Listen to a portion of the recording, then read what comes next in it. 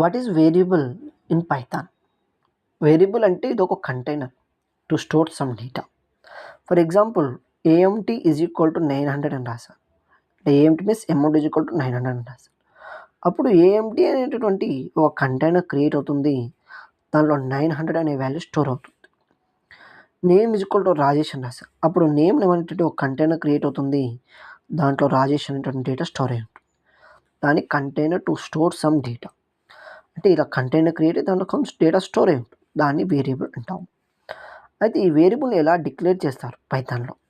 Variable name is equal to value. ఈ variable ముందు data type రాయాల్సిన అవసరం లేదు.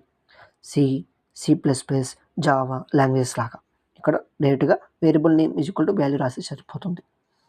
ఎగ్జాంపుల్, ఒక స్టూడెంట్ ఉన్నాడు. స్టూడెంట్ అన్నాక నేమ్ ఉంటుంది. Name is equal to string, అంటే group of characters like names ఉన్నాయి కదా, అటువంటి అన్ని డబుల్ కోట్స్లో రాయాలి. దీన్ని స్ట్రింగ్ అంటాం. స్ట్రింగ్ని ఎలా రాస్తారంటే డబుల్ కోట్స్లో రాయొచ్చు, సింగిల్ కోట్స్లో కూడా రాయొచ్చు.